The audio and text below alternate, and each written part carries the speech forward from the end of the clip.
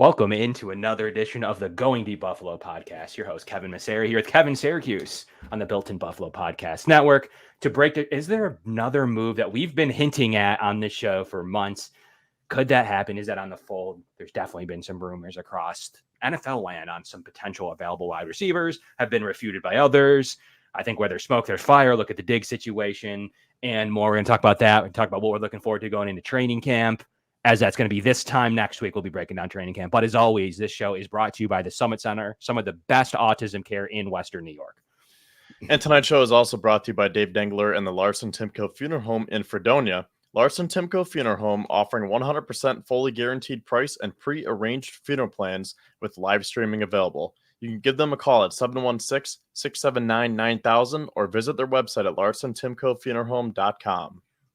Also, Monster Energy. Appreciate the brand sponsorship of Monster Energy as well on the Built in Buffalo network. What is going on, everyone, though? So we wanted to at least bring some July 17th action over what the Bills are. The Bills looking at any other moves, Kevin? That's the first question. There was those rumblings around the draft that the Bills actually, with the Patriots, were interested in Deebo Samuel. Now, a lot of people are like, he's Curtis Samuel.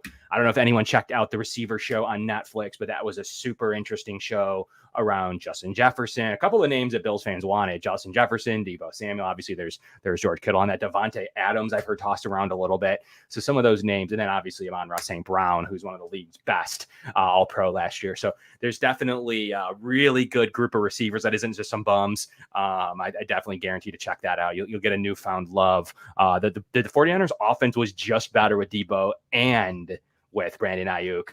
It's pretty much highlighted that they lost 3 straight without Deebo Samuel. The offense needed those weapons to make Brock Purdy who Brock Purdy is, and Brock Purdy's coming into Buffalo late in the year too, so that'll be interesting as well, Kevin. But what are your initial reactions to somebody saying Brandon Aiyuk on the trade block?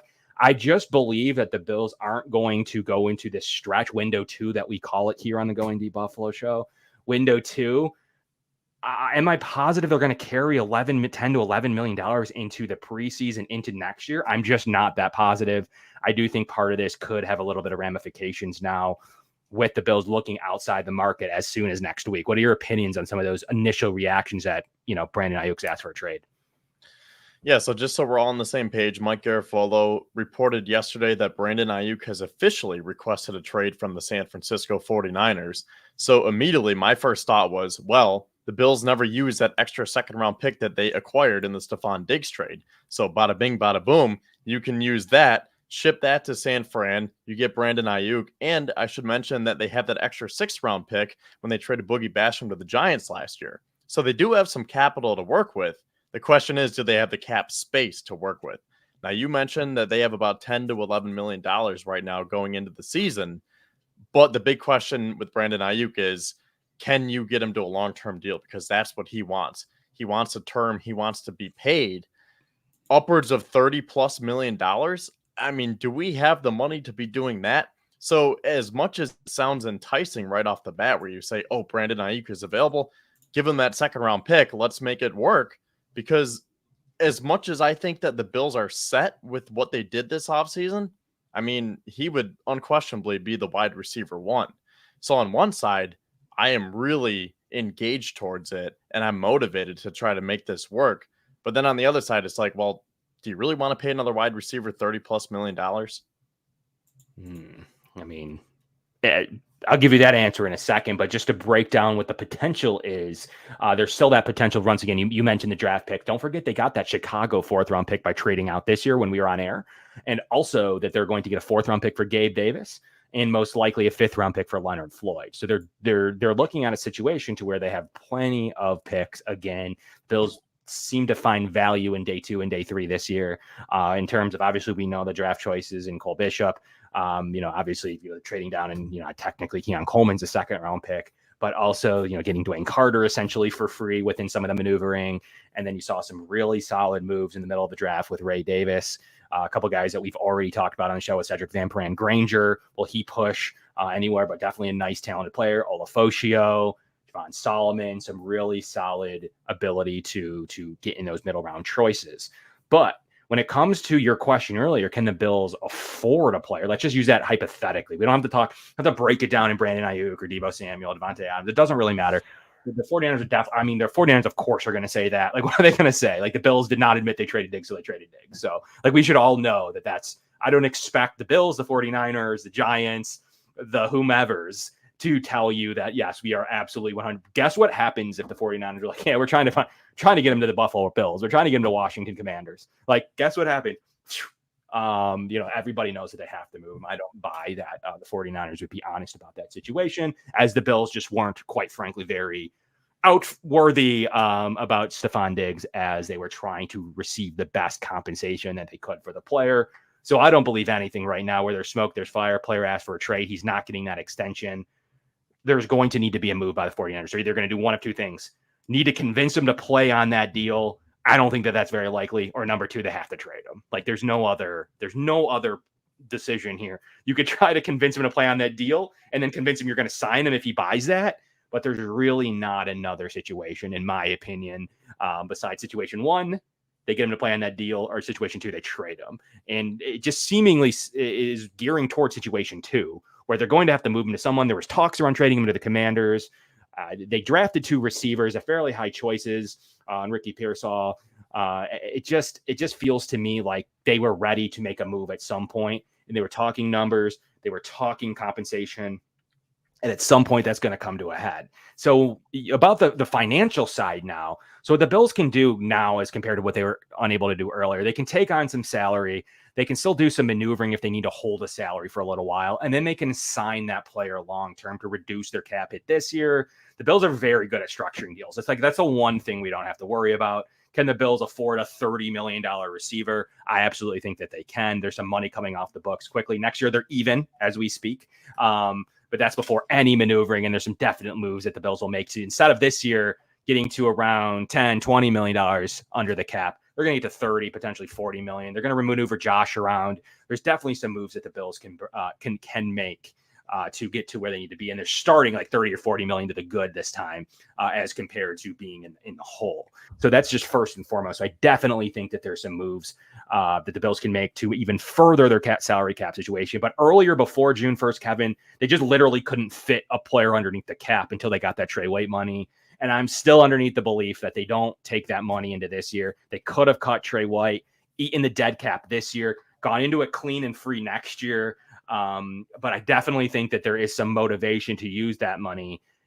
I know you've recently expressed interest in a corner. Do you think the money's better served at like a boundary corner behind your starters? Do you think it's better served for an upgrade, like true upgrade in the offense as a receiver position, or like going after another Yannick Ngakoue in defensive end that couldn't come in, but they seem pretty deep there. So like, what is your mindset with?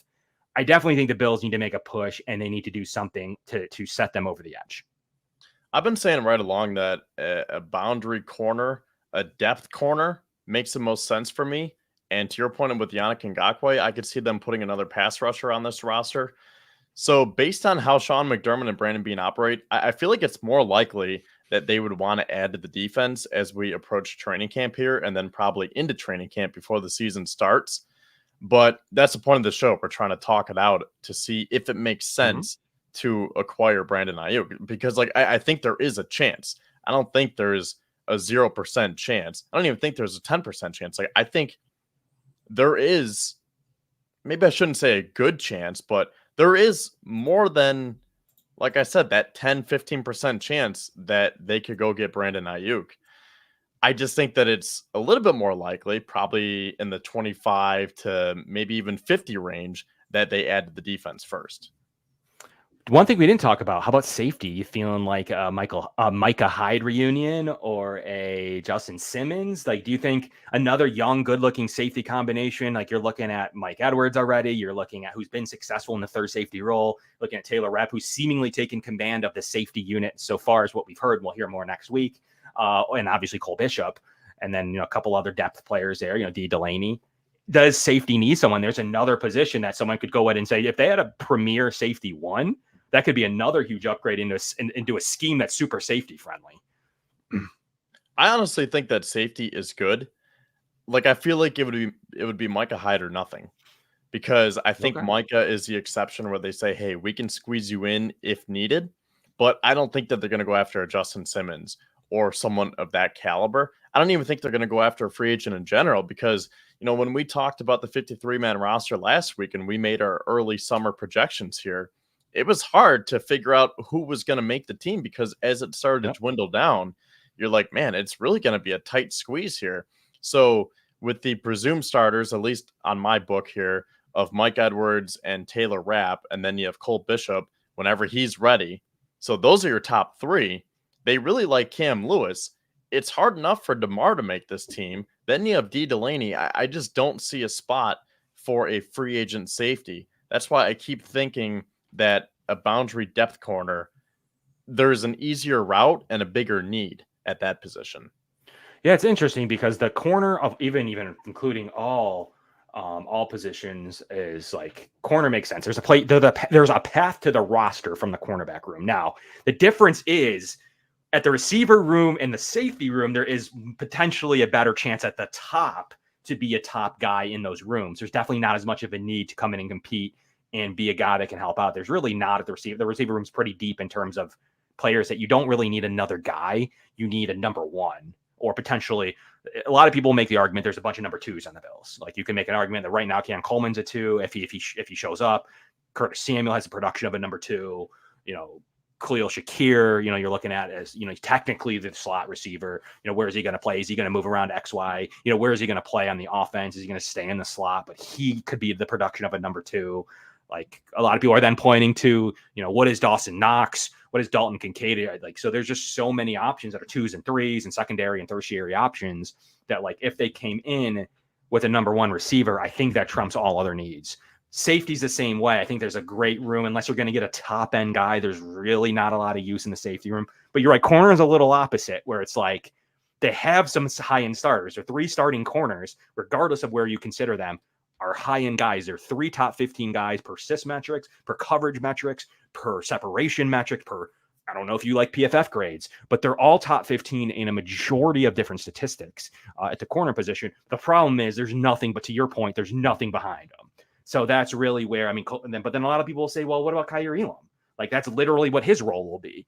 So then you keep going down the pipeline and you're like, all right, there's definitely a roster spot, but how important of a roster spot is there to be boundary corner 4, corner 3, whatever you want to call it? At some point, how much of a need does that help you where you can't just go and acquire one if something happens to one of those 4 guys? So the Bills may be in that. So I see all sides of this debate on really where, but boundary corner is there for a different reason than safety is there for a different reason than receiver is there.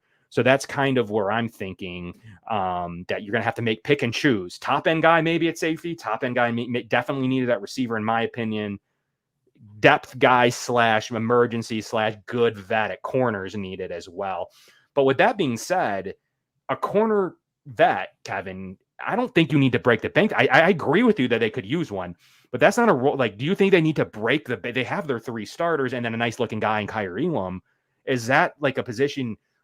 I want an add to it, but I'm not looking at more than a Fred Smoot, you know what I mean? Where do you rank these corners? Tell me what you're looking for. Well, just so we're on the same page. So you would agree that the wide receiver depth chart and the depth at safety is better than the depth at corner, Yes. right? Yes, I agree with that. Okay. And to our point earlier that there's an easier route to make this roster at the corner 4 position than let's just say safety 4, wide receiver 4, 5, 6. Yes. Because even though, and I think this is what you're saying, you don't have a bona fide number 1, there are a lot of guys at the wide receiver position. So that's why it's either Brandon Aiyuk or nothing for the sake of this conversation. More but or with less. corner here, with corner, I'm not breaking the bank. So there's a Stephon Gilmore out there, Xavier Howard. I'm not going to pay those guys because they're probably going to want top dollar money. Stephon Gilmore said that there aren't 64 corners who are better than me. So he wants to get paid. I've been on the Patrick Peterson train for the last few weeks. Steven Nelson could be another sneaky name where he would simply just be that depth and competition to help push Kaiir Elam, and you wouldn't have to break the bank for him. So I think that could be a sneaky move that the Bills could use some of that money towards. What are you thinking of setting aside? Like when you say set some of the money, are you talking about a guy that'll come and play at the 1.5 range? Or are you thinking of a guy that you're going to need to play a lot to the Dwayne Smoot? I said Fred Smoot, but I meant Dwayne Smoot range of money, like a $2 to $3 million. I was wondering Like, who Fred Smoot was. yeah, he's an old DB. But Dwayne Okay. Smoot, who's a player that they actually gave some money to. Once again, forgotten about the money to Dwayne Smoot. Like the amount of money that he was paid isn't like going to jump out at you on like on a rankings list or what have you. But they definitely paid him enough to be a guy that's going to come in and make a roster, right? So they gave him, they did some things to maneuver the cap around to fit Dwayne Smoot underneath. He's only 29. I feel like he's been in the league forever. But they did some things. They actually gave him 4 void years. So he's actually making a little bit more than most people think. He's actually making $2.5 million. So is that the range you're thinking of for a corner? Or are you thinking of even a tier below that? I think that's good. Like no more than 5. So like Okay. if you have to push it to 4, maybe, but I'm thinking like $2 to $3 million. I mean, would you give Steven Nelson, let's just say 1 year, $2.5 million? Probably. Yeah, that's probably right. I would agree as long as everything checks out with him and whatever I mean, I don't have the medicals in front of me. I'm assuming they do those. And people are figuring out the reasons these guys are still available. Is it a medical issue? Is there something going on? Like what's happening with some of these guys? But as long as all that's okay, like, of course, like I think that's the range you're looking for in a corner. But like, do you think the Bills, maybe even when you talk about safety and corner specifically, even receiver, like, do you think that they're trying to play it into training camp to see how these units look next week and are like, wow, that's really just not as good as I thought. We're going to need to do something. Or it's like, wow, safety's a lot better than we thought. Like, we definitely don't need to touch that. Like, do you think they're trying to use that time benefit in a week from now? Or it doesn't really matter if someone's good for 3 days of training camp? Yeah, I think they're just going to take it into camp because June 1st has been like 50 days ago now. So if there was Yeah. going to be a move, they would have made it already. So I think at this point, like I'm not expecting Saturday night to hear, oh, the Bills signed Patrick Peterson, because at this point, you might as well just take it to training camp, see how everyone looks, and then you can massage your roster as time goes on. Yeah, and at some point the Bills will want someone to be in camp, so that day will come where that if they are going to make that addition, I don't have the date in front of me, like August 5th. They need to have a guy, but there is a date where they're like, yeah, we would really like a guy to be here a month before the season. I don't know what number that is in Brandon Beane and Sean McDermott's head. Is it 2 weeks, 4 weeks? At what point is it like, can he come in like 1 week ahead on game day? Like, I mean, maybe Patrick Peterson could, but I'm assuming that there is like a number that the Bills would be looking for, like. We'd prefer, though, like, although we didn't need to happen June 1st, like training camp does kind of exacerbate the situation of like, it's here now. Like we would like to see them with the rest of the unit competing directly. I mean, the second that there's needs to be a move, the Bills can make it then at that point. So I think that it all comes down to like that urgency is now there. Wasn't there June 5th. Is the urgency there July 27th? I think that it could start to be, and there is a mutual benefit to having a guy like, you didn't have to do any of the OTAs. You don't have to be here maybe in the first couple of days of camp, but there's probably some mutual benefit to get him into preseason games and to be here like August 1st. Is that kind of your rationale? Or do you really think like August 31st rolls around and it's kind of like cut date and it's kind of like, yeah, that's fine? Yeah, no, because we know how the Bills slow play things, and they want guys to be comfortable, and they want to be comfortable with those guys to say, hey, we can trust so-and-so to insert him in the lineup, and we're comfortable that he can go make plays for us. So how about this? They signed Patrick Peterson early August before the joint practice with the Steelers and ahead of that second preseason game.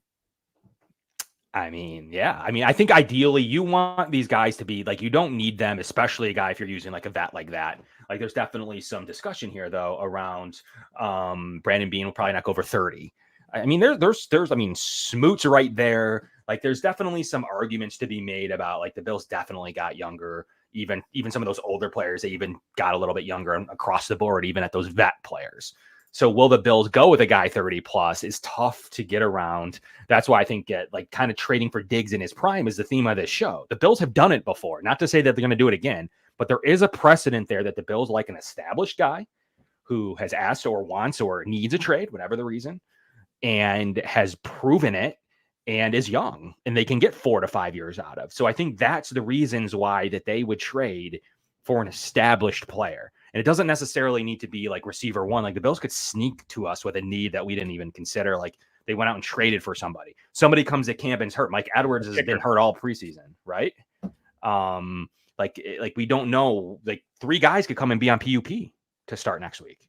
Like we just don't know what's going on behind closed doors. Bills could surprise us, but will they go out and do a veteran route? They haven't shown the real willingness to do it this offseason as much. Smoot's probably like the closest example, and he's not even as old as I thought. So like at some point, like will they go that true veteran route, or will they be continuing to look at those guys in that 24 to 28 range for this total youth movement? But on a 1 year basis, Kevin, do you think that matters? I don't, but it seems like the Bills are considering it. The age factor, you're saying? Yeah, like even on a 1 year basis, if you sign a guy to a 1 year deal, does it really matter? Like if he's 32 or 26, does that matter?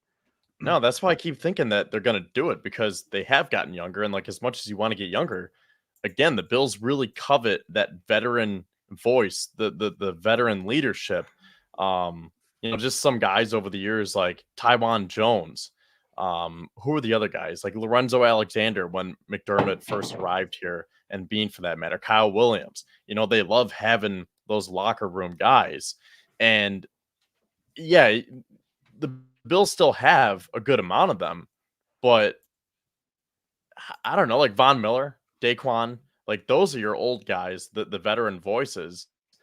But I don't know. I don't really feel like they have like that one locker room guy. You know what I mean?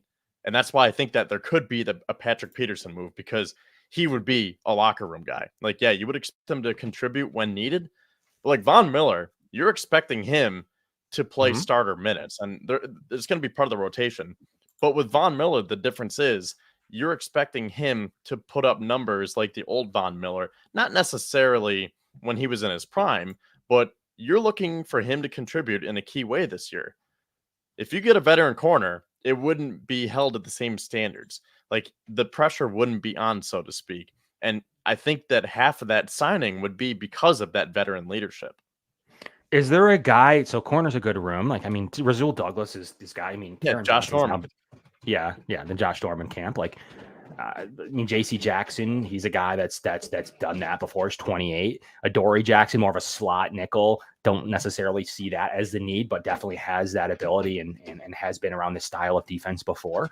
That last year, most notably being with the Giants. So he's definitely a guy that sticks out for a lot of the right reasons. I just think he, generally speaking, has played a lot of nickel in his career. Then you have Gilmore. Would he ever come back? Would he be a corner 4? Like, I couldn't see that. Patrick Peterson could be at this stage of his career, but yeah, maybe that's why Steven Nelson's actually 31 himself. I forgot he's been long in the tooth. And how down the list you go, then you start getting into Keon Croson, Eli Apple, like Fabian Moreau range. And that's the range where I'm just not overly that excited about needing to get Shandon Sullivan or Eli Apple on this roster. So then like at some point, like it does turn to a need of like, I don't know. I'd almost kind of rather give a shot to some of these younger guys than like turn it over to Eli Apple. Right. Yeah. I mean, there aren't too many names still available. That's why it's kind of far and few between. You got to find that right niche. So my top 2 would probably be Peterson and Nelson. Another example of those like locker room guys, Latavius Murray, just as recent as last year. They had him and Frank Gore going back to, what was that, 2019? Like there's just always that one guy who, I don't want to say takes up a roster spot, because they always find roles, but there's always like that one guy who is like half because of his attributes and his abilities on the field, but then the other half is for off the field. And I don't really know if the Bills have that right now. So that's why I think that could be like that perfect 2-for-1 if you get a veteran corner. Yeah, the DB market has a bunch of those guys. You check into safety. You have Justin Simmons only 30 himself, Eddie Jackson, Quandre Diggs, Micah Hyde, Tracy Walker, Jaron Kearse, a couple of guys who have done it most of those guys at a decently successful level. Those guys are all, between 29 and 30. And then Micah Hyde himself's a little bit older than the rest. But there is definitely some safeties there that could come do that. But then that unit, I don't think needs anybody, right? Like you said, Micah Hyde could come in and do it, but I don't think you see a safety unless someone comes in and just someone's hurt or it's looking really bad. That's kind of where I'm at safety. It was like, yeah, we need to make an upgrade. And maybe that happens, but I don't think that I think that it's more likely that the safety room is established as you go into training camp, and outside of something happening there, they may look there, but it could with Taylor Rapp, a guy that's only been in the system for 1 year, it would make sense that they go with a veteran route there. But then where's the roster spot? Where's the playing time? Who are you cutting? I mean, that would mean you're cutting DeMar, you're cutting D. Delaney, like you're cutting a lot of those guys in order to make so. But a lot of people say, okay, if you get Justin Simmons, do we really care about D. Delaney? Do we really care about, DeMar as far as a playing status goes? Probably not. Yeah. Sorry, I'm still thinking about these locker room guys. I know I'm missing a couple big ones. At corner? Or just on the just roster in currently? general. Like there was Emmanuel Sanders. Yep. Is there another one that it probably doesn't even matter, but I just feel like I'm missing a couple that we've seen. Mario Addison, if you want to put him in there from a few years ago, Jerry Hughes. I think you've hit most of, like, obviously Josh Norman. I mean, you've hit a lot of these guys for the most part across what the Bills have been looking to do. Like you've definitely nailed. They definitely sometimes usually have a running back, like you said. It usually comes in the form of a running back. I wouldn't usually say it's a crazy amount and anywhere else on offense that would classify as that. I mean, you don't really see. Do you really see a veteran offensive lineman take that role? I mean, obviously beside like Dion, I guess, but like, do you really see that much? I don't think they go acquire a guy that was kind of like that. So, I mean, it usually comes in the running back room. Like you kind of occasionally seen it at the defensive line position. So that's kind of where, I mean, what do you consider Jordan Phillips after he came back, that kind of thing? Like, I guess I don't really overly, but they do usually have those guys. Josh Norman is a good example. Yeah. Like that's probably a perfect example. Like who's going to be this year's Josh Norman? Yeah. I mean, the options are up to the Bills to determine who they would think would fit that role. But there's definitely potential. Like, will they go and do something at running back? Like, that's still the room that we all think is established. They got Ray Davis, they got this guy, they got that guy. But like, is there somebody there? Like, there's still Latavius Murray there. Will the Bills go and do something at the running back position before training camp begins or during training camp? They still have a bunch of guys that have played on the Bills. There's Matt Breida. There's still, does Damian Harris come out of retirement? There's Kareem Hunt. So there's definitely some moves that could be made at the running back position that we're kind of sleeping on. But I personally I don't think there needs to be a running back move. I'm still all in on either really upgrading the top end of the receiver room and going out and doing something. Like, I still think that how much better would you feel? And this is just a gut feeling. There's no metric. I'm pretty metric focused, but we're allowed to talk about our own wants and needs. How better would you feel about this roster if the Bills went out and got a number one receiver? Just straight up, the question is, or close to like a 1A, 1B style of receiver. I think the best way to describe my feelings towards that is right now, I have the Bills losing in the divisional round again. Like, I think this is the reset year. I think they have enough talent. They have Josh Allen to at least win the division, win the first wild card game, and then something happens in the divisional round and you say, okay, well, we'll give it a little bit of a pass this year just because of that reset with the roster. And then next year, you got to take that next step and really get to the AFC Championship game, if not the Super Bowl. But if you get Brandon Aiyuk, let's just say, the Super Bowl conversation is back on. And that's not to say that the Bills aren't contenders, because right now they still are. But if you get someone like Brandon Aiyuk, that takes you to that next tier. Where, like, right now, maybe the Bills are in like that second tier where like they're a little bit below Kansas City, San Francisco, maybe even Baltimore, right? I know a lot of people are liking Houston. But when you think of Super Bowl odds and the contenders, you think of those teams first, and then the Bills. I mean, maybe even the Bengals now that they're getting a healthy Joe Burrow, we would assume. So like those teams that I mentioned are probably in that top tier as the most likely teams to reach the Super Bowl, if not win it. And then you have the Bills sitting there. But if you get Brandon Aiyuk, that would jet them up to that top tier. And they are right in the conversation again. They're right in the mix with Kansas City, Baltimore, Cincinnati, obviously Houston, San Francisco. And I think that that's just where I sit, because just as a Josh Allen weapon and what keep giving him weapons, the Bills receiver room would then turn from being decent or thinking about what can this unit be to being once again one of the better leagues in the units in the league with a lot more depth in this year. If they went out and acquired a receiver one and then they have Keon Coleman and then they have Curtis Samuel and Khalil Shakir and as well as Mac Hollins and what can Chase Claypool do, like at some point in MVS, at some point, it's like, all right, that's actually an upgrade to last year. Like it's legitimately an upgrade across this roster. And to me, I think for a lot of Bills fans and a lot of people that are listening and are in their own wants list, like that's always what someone will tell me on the street. Someone runs into me, wants to talk Bills. The number one thing they say is like the Bills receiver room is just not as good. It's not as good as and we don't know that. That's just a feeling that doesn't necessarily mean to be true, but that's just a perception and a lot of reasons why, Josh Allen's taken a lot of strays and a lot of pot shots because like he's taken the brunt of like what this offense may look like without all these quote unquote talented players, even though Josh Allen has a reputation, in my opinion, of elevating a lot of players around him. But I think the casual or just a standard fan or just somebody that wants to talk Bills, immediate reaction is this receiver room good enough? Are we just hoping that Khalil Shakir takes his big step? Are we just hoping that Keon Coleman can at least be better than Gabe Davis? Are we hoping that Curtis Samuel's definitely better than Daquan Hardy? Like all those things in the past. What do you think? Yeah, I mean, it's tough because, again, I feel confident in this wide receiver room. I feel confident with all the weapons that they've assembled and with how we think that they're going to facilitate this offense. But that keeps coming back to the question, should they go after Brandon Aiyuk? So I guess let's just start right there before we really get into it. Yes or no, should the Bills get Brandon Aiyuk? In a vacuum, absolutely. I think that he would elevate this Bills to the next level. Now we have to break down what that means, what they have to trade, how much money, who are they going to extend? Are they going to extend to him? Obviously, they'd have to. Are they going to make what are they going to do with restructuring? Like, there's so many other questions that follow. But if you're asking me, does Brandon Aiyuk make sense? Yes. Would he help this roster? Yes. Should the Bills at least be on the phone to say, like, hey, just checking in, what kind of money are you looking for? Or excuse me, what kind of compensation are you looking for? And then what is Brandon looking for money-wise? Can we talk to his agent? Like, I don't think that costs anything to make that call to see if they're even in the same stratosphere. I'm like, hey, we're going to offer you this. Give me a call back if we're in the same ballpark.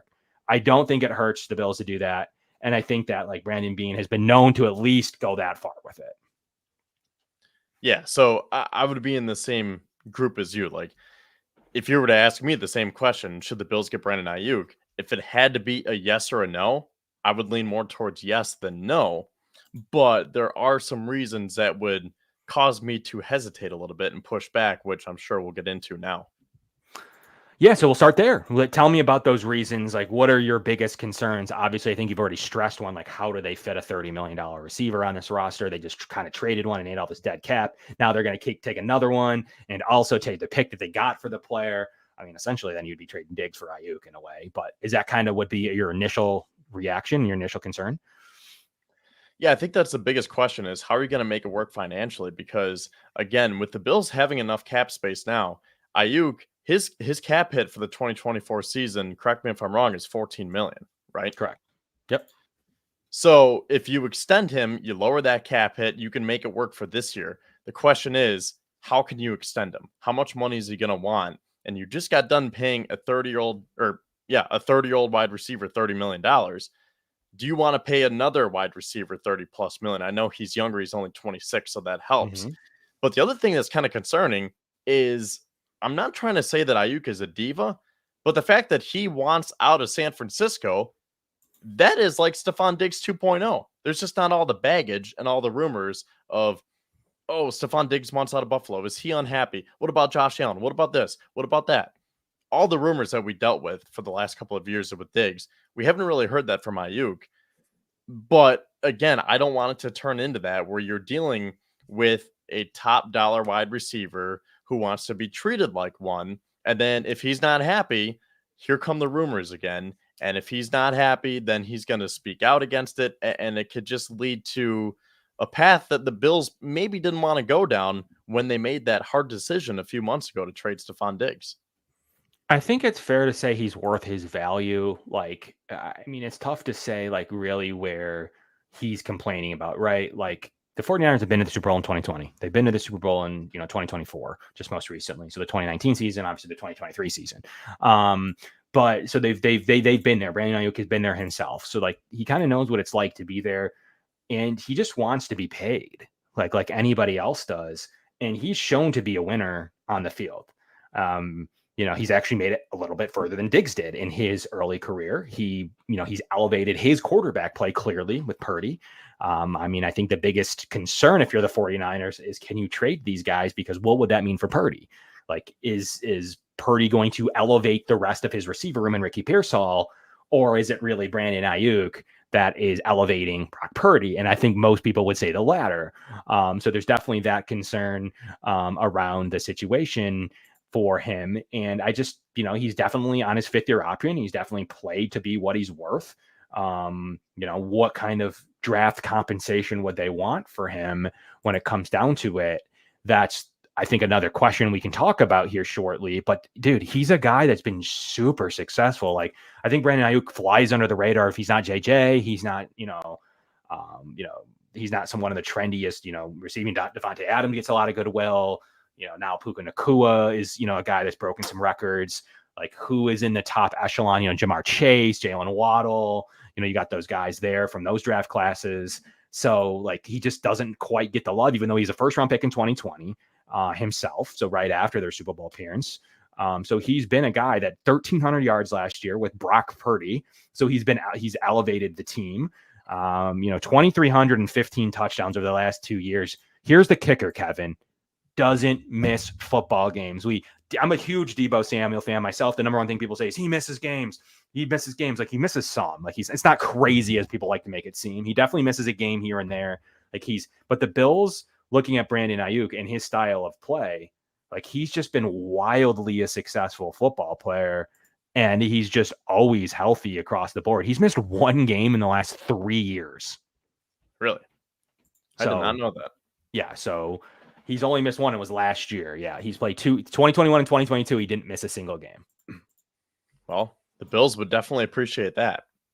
Fun fact, not to stray away, because, this is still on the Aiyuk topic, but I did not realize, I just learned last night, that Brandon Aiyuk, Ricky Pearsall, and Jaden Daniels were all college teammates at Arizona State in 2019.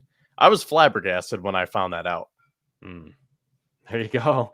You got I keep thinking that he's older, and he's only 26, and the fact that he played with Pearsall and Jaden Daniels, who were just drafted this year, and now he gets to reunite with Pearsall for the time being in San Fran. Like, that was just mind-blowing to me, that he's probably younger than I was thinking, and Pearsall and Daniels are older than what I was thinking. Absolutely. So that's a wild that the team recruited very well back at that stage. That was from Edwards too. Yeah, they weren't able to keep him, any of them. But good for them. Like, when it comes to, I guess Brandon Aiyuk played it out, but what they were able to do with that recruiting class. But for me, it comes down to, he can run the entire route tree. He doesn't have a negative to his game, in my opinion.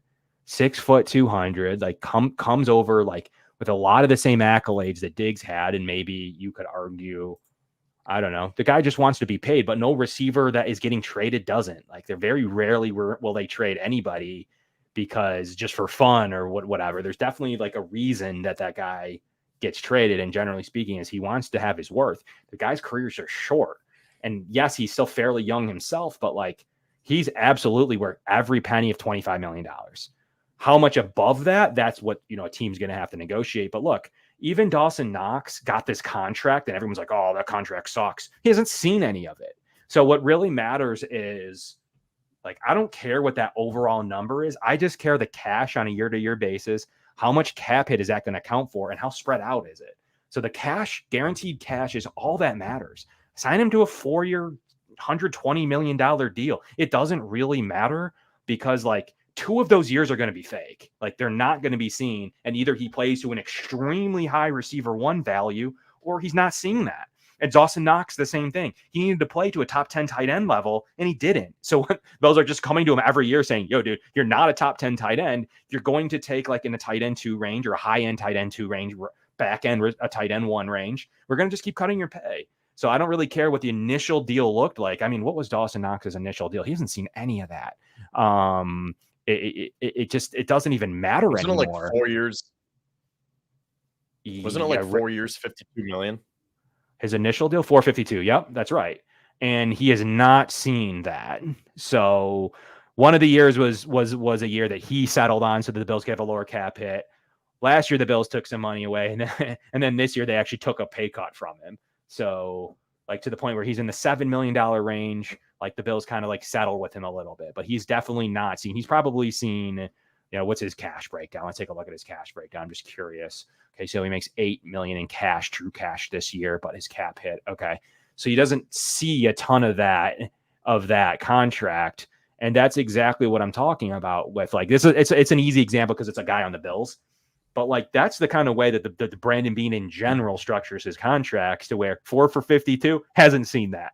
So like when we complain about, oh, he's overpaid, like he hasn't been paid yet. Like this year is his first year actually making a little bit more money than normal and is not that crazy. You see guys like Tyler Kroft and CJ Uzama and all these other tight end twos, Ty Conklins. Like these guys are just making between 5 and 10 to be a tight end two. And what's Knox's cap hit for the year? His true cap hit. So he's making against the Bills cap $7.728 million, a $2.4 million base. He's got a prorated signing bonus that he's been paid, $2.5 million option bonus the Bills already took out. So he's really only making, so the Bills pushed some money out there. So the Bills actually gave him some cash this year in order to take a pay cut, because otherwise, like that's how they structured it. They're saying, hey man, you want some cash? We'll push out some more money. However, like you're taking a straight up base pay cut because you're only making $2.4 million in your base salary paychecks. So when it's all said and done, you're saying it's 7 to 8 million in terms of 7.7 million is the exact cap hit. Yep. And that's not terrible. No, it's truly not that bad. Like he just not going to end up seeing any level of that deal. Like next year, he's got an $8.75 million base, and the Bills just definitely going to do something with that. So next year's next year is his really first year finally of really getting to the Bills with a $14 million cap hit. But once again, unless he absolutely stonewall balls out, he doesn't see that either. So getting back to Aiyuk here. So we talked about, some of the reasons why the Bills would not want to trade for him at the height of that with the contract and the extension and the cap space. And then just the mental side of it too, of having to pay that wide receiver one. And then you have that extra baggage, and maybe the Bills learned a thing or two from Stephon Diggs saying like, we don't want to have to worry about that, right? Like we want to pay other positions because wide receivers tend to be divas and they want too much attention. So we kind of let that run its course with Diggs. Let's go to Keon Coleman. Let's go to MVS, Chase Claypool. Let's try a different type of offense. And that leads me to this point now. We've been talking about this for months, about the philosophical change that we've seen from the Bills offseason. And I don't need to get into the whole thing again, but basically, in a can here, summed up, what I think the Bills are doing is they're trying to make opposing defenses respect their running game, because it really hasn't been respected since the LaShawn McCoy days. And that was before Josh Allen really ascended to superstar power. So ever since that, the Bills haven't had a respectable running game. Like, yeah, they've had some decent running backs, but this isn't the days of Fred Jackson and CJ Spiller. It's like, oh, we got to hone in on these guys because we don't have to worry about the quarterback. Brian Braum and Trent Edwards, they're not going to hurt us. But now you have Josh Allen. So these opposing defenses are just waiting for Allen because he is a key figure here. So I think that what they're doing is they want to make these defenses come up and respect that running game. And when they do, that's when you can pick them apart in the passing game. And the way I see it is you get the defense to come up. That's when you can take the top off with MVS. That's when you can hit Kincaid up the seam. You can go down the boundary, down the sideline with Keon Coleman. You can dump it underneath and let Curtis Samuel do his thing. You can go over the middle in the slot to Khalil Shakir. You can, hit James Cook or Ray Davis or Ty Johnson with those screen passes. So there's a lot that the Bills can do with their offense here, where I think that if they go to get that $30+ million wide receiver, it would almost throw things off to the point where they really don't need Brandon Aiyuk. So that's why when I first asked you that question, should the Bills get Brandon Aiyuk? If you had to choose between yes or no, it's a yes. But when you really dumb it down, I'm almost trending more towards no, because I don't know if he fits in with what they want to do. Would he make them better? Yes. But for the reasons that we just laid out, I don't know. Are you still more of a yes than a no? Yeah, I love him. So I mean, I absolutely am. I just think the way he would fit with Brady is just insane. Like, I just think that the combinations that they could do with him in the backfield, what they could do with Curtis Samuel and Deebo Samuel, Khalil Shakir, God, that's so versatile. Like, you don't have X's, Y's, Z's. You just have players that can play anywhere, including in the backfield, with James Cook or Ray Davis or Dawson Knox or Dalton Kincaid, Keon Coleman. Like, it just, to me, would be a matchup nightmare. And you wouldn't be able to just be like, cover Diggs. Like, you would have to have some form, like teams are able to do against the Bills late in the year, cover Diggs and see if they can beat you. And the Bills were able to beat teams other ways for the majority of the end of last season, especially. But now you have the running game to beat someone. You'd have someone like Deebo Samuel to beat you. Now you have Curtis Samuel with actually a good quarterback for once. We'll see if that actually is a thing or not, or is he just going to, I heard similar things with Jamison Crowder when he was able to do, and he just kind of flamed out. I think Curtis Samuel's still a step better than that, and we need to see it. But if he's able to do what I think he can do, him with Deebo Samuel, with the Samuels, and then with Keon Coleman, like, Kevin, there's just too much versatility. A lot of people are saying, "Oh, they're redundant." So what? Like that's what makes it hard to cover. You can't really say. You would have to stay, like, you don't know what the game plan is going to be on a week-to-week basis. You could say last week I went all to Deebo Samuel. This week's going all to Keon Coleman. Like, it's just too nice to where in the past, like, you're like, all right, it's like, we'll occasionally Gabe Davis will go off, but other than that, like, it's going to be Stephon Diggs. And if we get hit with the Gabe Davis game, then, whoops. But other than that, it's they were getting beaten to death by Stephon Diggs. But now you have you have two tight ends. Like, as much as we just kind of broke down Dawson Knox's contract, you still have two tight ends that, like, a good tight end one, top 10 tight end. You can rank, some people rank him fifth, some people rank him eighth. Doesn't really matter. You have a top 10 tight end, and you definitely have a top. Say what you want about Knox, he is a top backup. He right now he's a 1B, 2A. Like, he is a top 2 tight end in the league. It's second tight end on the top of that list. So the Bills have a lot of different versatility at each of their units. And then a lot of people would consider James Cook somewhere in the 5 to 12 range. Can Ray Davis elevate himself to be a good bet? Like, there is just too much versatility. And if you add in Deebo Samuel, I just think that offense becomes borderline really tough to stop. Wait, Deebo or Aiyuk? Either. Like, I like either. I guess I was talking about both of them, but I still want Aiyuk and I still want Deebo. Yeah, and that's a hard thing, because look at it this way. You would have all that I just laid out, right? Like the philosophical change that we're seeing and how they want to run the offense. You can still do all of that, because it's not like you're going to be trading Curtis Samuel for Brandon Aiyuk. You're not going to trade Ray Davis. Right. You're not going to trade Kincaid. So it's like, if you can add to that, why not? Because look at it this way. It's going to be, do you want Brandon Aiyuk on your team or Chase Claypool or Justin Shorter? Because essentially that's what it comes down to. That 6 wide receiver right now is going to be between Claypool and Shorter. If you get Brandon Aiyuk, there's your 6 wide receiver. And obviously he would be wide receiver 1, push everyone else down. So when you look at it that way, it's like, well, obviously Brandon Aiyuk is better than Chase Claypool and Justin Shorter. But again, just for the other reasons here, with the money, quintessentially with the money, that's what it comes down to. Like, if you can make it work, then I'm all for it. But there is, I don't want to say reasons for concern, but like, there is a world where I don't think that the Bills should go after Aiyuk. Okay. Yeah, I mean, it's all about money, right? And then the other thing we didn't talk about is, what would you trade for him? Like, right? So Deebo Samuel has a price. Brandon Aiyuk has a price. What when it comes to Brandon Aiyuk, what is your cost for him? Like, what would you say? All right, that makes sense. Well, like I said at the outset of the show, they still have that extra second-round pick that they acquired in the Diggs trade. And right now, San Fran doesn't have a lot of leverage because he's on an expiring contract. So because there's not a lot of term, they can't say, that's not enough, we want more. And maybe they will. So to that point, you could say, well, we do have an extra 6th-round pick from the Boogie Basham trade. You can have that as well. But I saw some people on Twitter saying that San Fran is going to want a first round at least, if not more. Again, like they don't have that big of a leg to stand on right now because he's on an expiring contract. If this was like the first year of a 5-year deal, then yeah, San Fran would probably be like, yeah, give me a first, give me a this, give me a that. But if he's going to be a free agent next year, I don't think you give up more than a second round pick, right? There's no contract really to eat there. They could normally, San Fran could say, all right, we'll eat a bunch of this contract too for you. But there's really not the case in this. There's nothing there for them. Like the player's not signed. It's not a thing. Like and that's why someone asked, well, of course the 49ers aren't trade. They're going to say they're not going to trade him. Otherwise that price goes down, not up.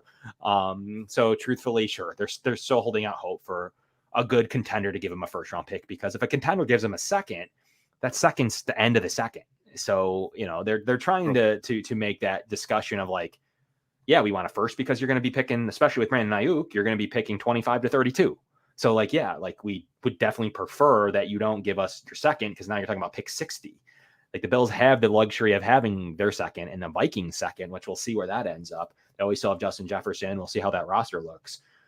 But that could be anywhere. That's a wide range pick. I predict next pick could be in the 30s or it could be in the 40s. Like we really don't know. So the Bills, will they hold on to that pick and then trade their own? So ultimately, so there's still at least a little benefit of the Diggs trade, because you got rid of the player, you shut his cap next year so you can go sign somebody else. And now you upgraded a little bit coming up into the second from your pick to wherever the Vikings will pick. This should be somewhat of a pick upgrade, you would think. But ultimately, that's the jockeying, right? If the 49ers were like fourth for Brandon Aiyuk, I'm sure half the teams in the league would be like, all right, yeah, whatever, we'll figure that out later. Even on a rental, like you would trade a fourth. So there's definitely a number to where teams are like, absolutely not, to where teams are like, absolutely, to where teams in the middle, where teams are like, ooh, I got to really think about if I can give out a second. And I don't think any team's doing a first. So that's why they're stuck. They're stuck right now until they say, you know what, we have to we have to keep this player, or like we're going to have to take a second. Like there's no other option, because I just don't think that someone's going to trade away their first round pick. And eerily, like when the Bills were trading down, like a lot of people are like, why'd the Bills do that?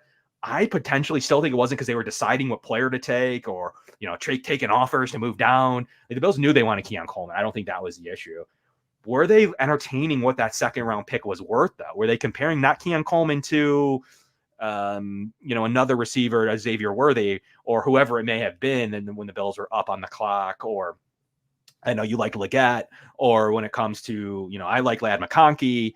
Maybe that wasn't the case. Maybe it was like, let's go into another day. And maybe that Debo talk was real, because the Bills were like, now we got some value back with being able to take another player in the third. But now, like, we're going to be discussing, like, is our draft choice going to for sure be better than whether it's Brandon Aiyuk or Debo Samuel? I still think there was a little bit of that when the Bills were on the clock. They weren't looking to trade back for more picks. I think at one point they were maybe entertaining, like, what would a veteran cost? And the Bills could circle back to that at some point. Yeah. So again, we made this point before, but like they do have enough capital to be able to make this move, right? Yes. Like that's really not the question. Like they have the capital. They maneuvered around in the draft. They got Keon Coleman, and now they still have enough draft capital for next year to be able to make this move. But it just keeps coming down to the cap hit. Can you make it work? And can you get that extension to be feasible for both the player and the team? Yeah, for sure. Kevin, what else? What else are you going to leave us with? What are you feeling going into camp? You feeling good? We also really appreciate our show sponsors, the Summit Center, Larson-Timko and Dave Dengler, and Monster Energy. But tell us how you're feeling as we approach camp. Like, bring us home with some news. I don't really have any news or thoughts. It's been pretty quiet. Thoughts. I guess I'll wrap it up with my wrap-up thoughts about Aiyuk. Okay. I don't think that they need Aiyuk, but I think he would definitely help. So I guess I'll end it right there. If they can make it work financially, then I'm all for it. But if they can't, then that's fine, because I think that what they're doing right now and what they've done throughout the offseason, I'm confident that this is going to be a more well-balanced offense than what we've seen in years past. And I like Joe Brady more than Ken Dorsey, and you still have Josh Allen. So I think that the Bills are fine, but if you can improve your team, then why not? There you have it. Well, guys, appreciate everyone sticking around here for an hour for us, talking about breaking down all the aspects of Brandon Aiyuk, the trade that may or may not ever come to fruition, Deebo Samuel a little bit, and the Bills roster as we approach training camp. But we're going to have a lot of training camp discussion next. There's going to be a lot of actual physical Bills talk to talk about. And we're looking forward to what we're able to do. And just so you know, Kevin, Steven Nelson actually did put in his retirement papers on June 10th, just so you know. Just wanted to update that for you. Yeah, so just wanted to make sure we got out there. Appreciate the update from one of our listeners. But like, we're really looking forward to what we're able to do in training camp, and we're going to be bringing you that coverage all week long. We're going to look forward to that. So next week is the start of training camp right here, 8:00 on the Going Deep Buffalo show. So that's going to be fun. So actual Bills talk the next time we talk. We're going to have some actual things to talk about and who's hurt, who's not, what's going on. So that's going to be a really fun time. But we're looking forward to that. Going Deep Buffalo on the Built in Buffalo podcast network. Look forward to everyone and being back here this time. Appreciate all 500 live viewers. Smash that like button for everybody for us. That would mean so much. But from Kevin, that's Kevin. We'll see you this time next week with some actual Bills football back in action.